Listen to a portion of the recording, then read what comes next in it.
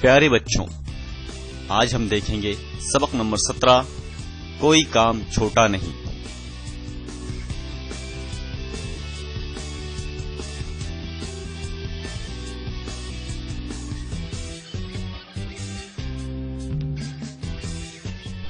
یہ واقعہ اس زمانے کا ہے جب جارج واشنگٹن امریکہ کے صدر تھے۔ ایک مرتبہ ان کا گزر کسی شہر سے ہوا۔ ایک جگہ انہوں نے دیکھا کہ سڑک پر ایک درخت گرا ہوا ہے اور راستہ بند ہو گیا ہے۔ انہوں نے یہ بھی دیکھا کہ ان کی فوج کے کچھ سپاہی اس درخت کو راستے سے ہٹانے کی کوشش کر رہے ہیں۔ انہیں اس بات کی خوشی ہوئی کہ سپاہی اپنی ذمہ داری کو سمجھتے ہوئے راستے کی رکاوٹ دور کرنے میں لگے ہوئے ہیں۔ فوجیوں سے جنگ لڑنے اور دشمنوں سے ملک کی حفاظت کرنے کے علاوہ اور بھی بہت سارے کام لیے جاتے ہیں۔ سپاہی درخت کو ہٹانے کے لیے اپنی پوری قوت لگا رہے تھے۔ درخت بہت وزنی تھا، وہ اپنی جگہ سے ہلتا بھی نہ تھا۔ سپاہی بری طرح تھک چکے تھے۔ سپاہیوں کا افسر دور کھڑا تماشا دیکھ رہا تھا۔ وہ ان کی مدد کرنے کے بجائے انہیں ڈانٹ رہا تھا۔ واشنگٹن سادہ لباس میں تھے، اس لیے کوئی انہیں پہچان نہ سکا۔ انہوں نے آگے بڑھ کر افسر سے کہا، بھائی، ان سپاہیوں کو ڈانٹنے کی بجائے تم ان کی مدد کیوں نہیں کرتے؟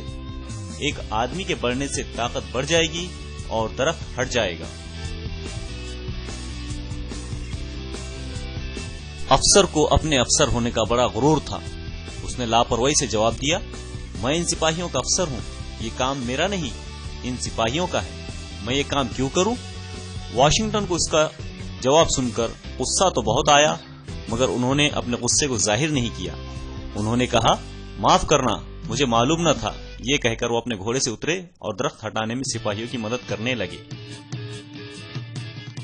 ایک شخص کو اپنی مدد کے لیے آتے دیکھ کر تھکے ہوئے سپاہیوں کو بڑا حوصلہ ملا۔ واشنگٹن نے سپاہیوں سے کہا، چلو ہم سب مل کر ایک ساتھ زور لگاتے ہیں۔ سپاہیوں نے ایک نئے جوش کے ساتھ زور لگایا۔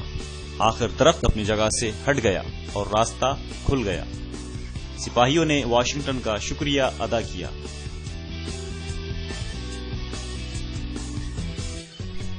واشنگٹن اپنے گھوڑے پر سوار ہوئے۔ سفر پر آگے جاتے ہوئے انہوں نے افسر سے کہا، جب کبھی آپ کو ایسے کاموں میں مدد کی ضرورت پڑے تو اپنے صدر کو بلا لیا کیجیے، وہ آپ کی خدمت کے لیے حاضر ہو جائے گا۔ اب افسر نے پہچانا کہ امریکہ کے صدر جارج واشنگٹن ہیں۔ وہ اپنی غلطی پر بہت شرمندہ ہوا۔ اس نے معافی مانگتے ہوئے کہا، جناب، مجھے معاف کر دیجیے۔ صدر جارج واشنگٹن نے اسے معاف کر دیا اور مسکرا کر کہا، یاد رکھو، کوئی کام چھوٹا نہیں ہوتا۔